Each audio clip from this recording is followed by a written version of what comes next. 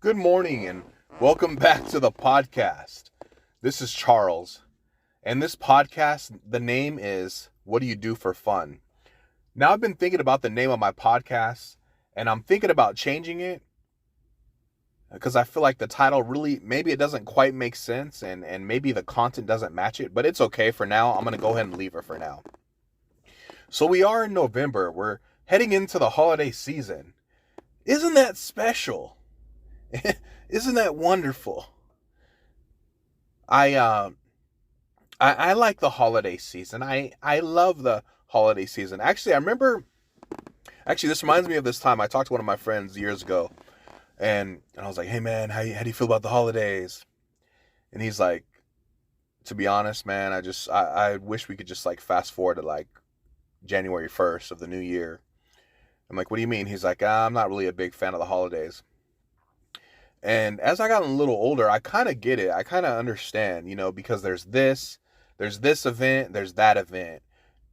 White elephant here, white elephant there. Don't forget the potluck. Oh wait, we have a work potluck and a friends potluck. The church potluck. It can be a little bit overwhelming. But I guess you just got to look at it with the right mindset. Um some people may not have an opportunity to be able to experience the holidays.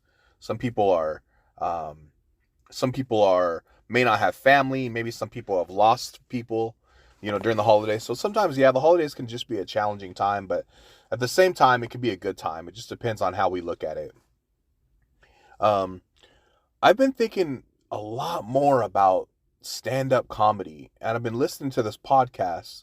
Um, that's ran by I gotta stop saying that's ran by Mark Cox, and he's over there in the UK, and been listening to a lot of great episodes on his podcast, listening to other comedians who are going through the journey of being on the open mic circuit. I think that's what they call it, the circuit.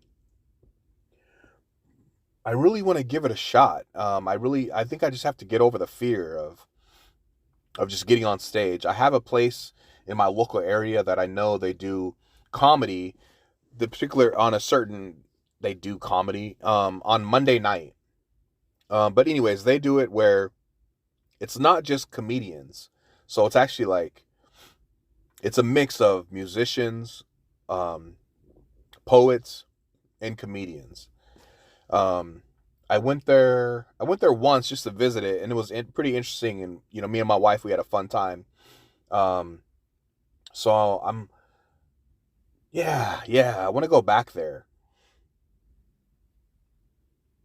I want to go back there and one day give it a shot and actually get on stage. What I'm hearing is it's not so much what you actually say uh, on your first attempt or your first few attempts actually on stage. It's really just about getting over the fear of it. But yeah, that's something I really, really want to do it. And I have to make sure I don't overthink it.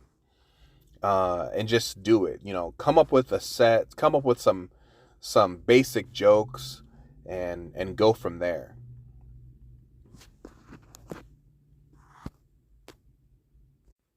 Okay, so I'm going to switch this over, the topic of this episode.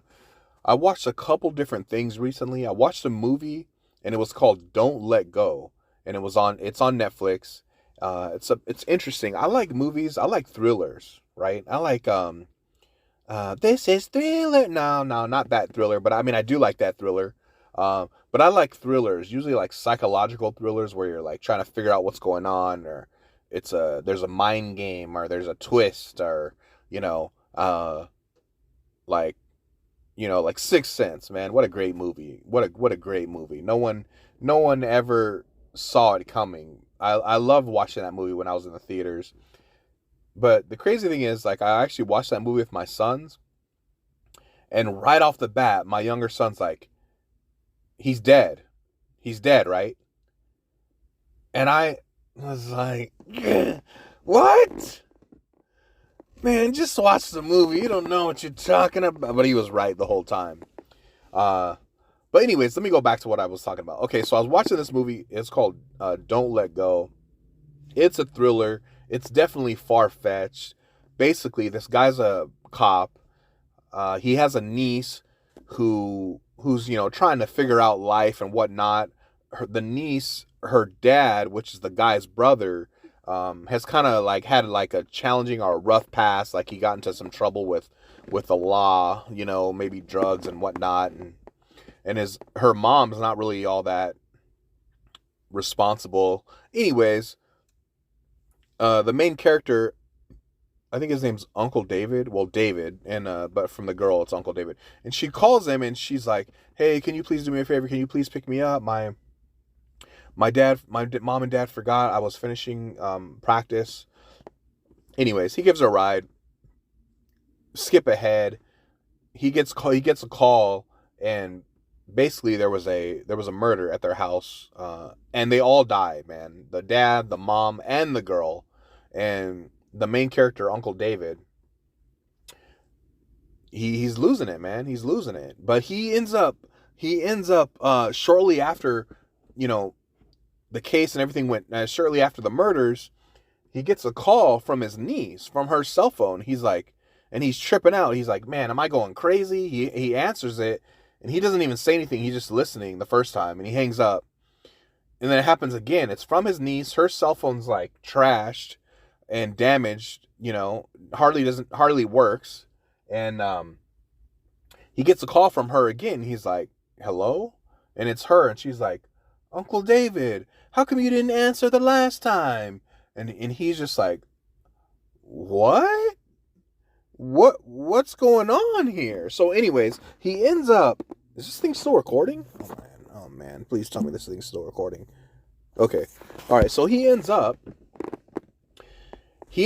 talking to her, and he's like, hey, I'm not sure what date it is. My phone's messed up. Tell me the date. And she's like, oh yeah, it's this date. So basically she was calling him from the past somehow through some weird loop or, time travel thing. And so the whole rest of the movie, they're planning to try to avoid the murder. There is a big twist at the end. There's a couple other actors in the movie. The guy who, I can't remember his name. The guy who played Doc Ock or whatever, the Spider-Man. Hey, Harry. That guy? And he was like one of the top chiefs in the police department. And then Bubba was on there from Forrest Gump. Hey, Forrest, you ever been on a shrimp boat before? No, but I've been on a real big boat. Anyways, not Forrest, but Bubba from Forrest, was in the show. He didn't talk like that from the movie. If you actually look at the actor, after you see him play Bubba, and you see him like in like normal attire, like that's not the same person. But anyways, he was in there too. So really, really great movie. I don't think it got a high rating, but I really enjoyed it. I thought it was good. I thought it was interesting. I thought the acting was done well. And yeah, it was really good. So anyway, if you're listening to this, go check it out. It's on Netflix. Don't Let Go. Nobody's listening to this. No, nobody's listening to this, but I'm just talking to myself anyways. But I do have one follower, and to that one follower, I appreciate you. All right, anyways. Oh, I got to wrap this up.